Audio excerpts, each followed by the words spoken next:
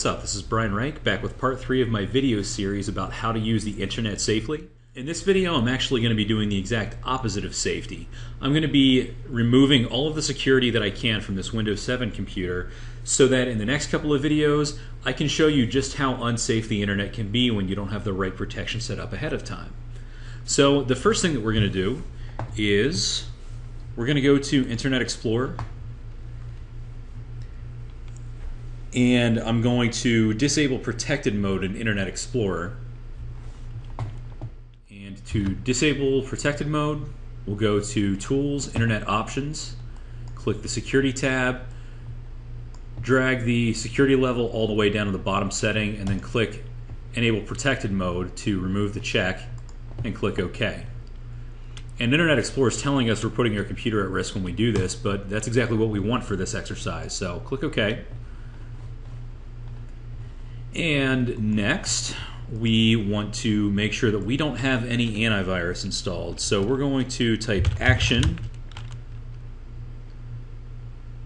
and we're going to go to Action Center. And basically, Action Center gives us an overview of the security state of our computer. And we can see that Windows Defender is out of date. So we do have malware protection on here, but it's out of date. We have no antivirus protection. Now what I want to do here is to make this as insecure as I can. So I'm actually going to open Windows Defender.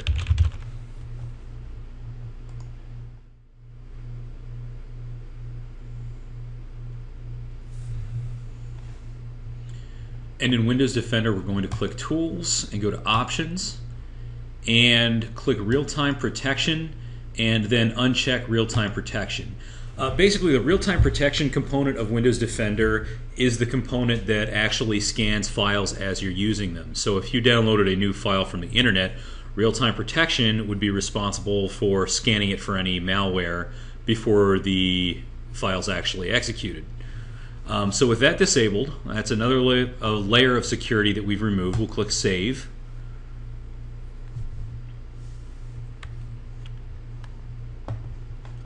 And close Windows Defender. Next, we want to disable our firewall. And your Windows Firewall is basically your network protection. Windows Firewall blocks incoming and outgoing connections to and from your computer. It can enable things by what program is accessing the network, by what network port it's using. Basically, by disabling this, you are allowing any traffic to go into and out of your computer, and that's an incredibly unsafe thing, because that doesn't just include traffic on your local network at your home or your business. That includes traffic from the internet as well.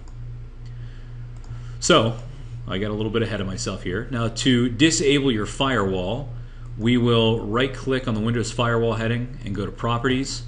Now, depending on your network environment, your Windows Firewall could be using one of these three profiles: domain, private, or public. So we're going to go ahead and turn it off on all three to ensure that our computer is as insecure as we can make it. Now click OK.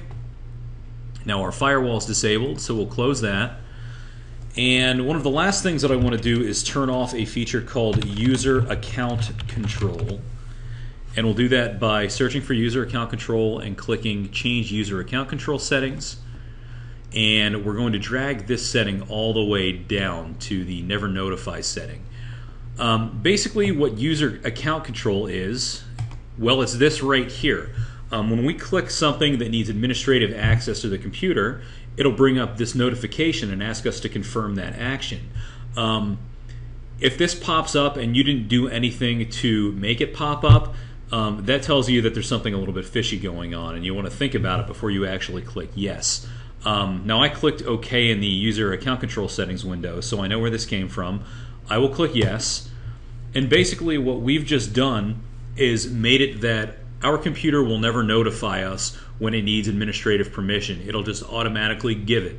And that's a very, very, very dangerous thing.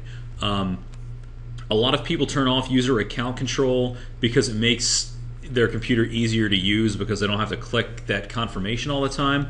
but it's actually there for your protection, and turning it off is never a good idea unless you are an absolute expert with computers. But anyway, since we want to make our computer insecure, we've turned that off, and you actually need to restart the computer to make that take effect. So I'm going to go ahead and shut down. And that's it for tonight. Apparently my computer wants to install updates now, so I won't make you watch that. But in the next video, now that we have our security turned off, I'm going to go ahead and intentionally screw this computer up, just to show you how easy it really is. It's pretty incredible just how dangerous the internet can be. Alright, well, I will catch you in the next video.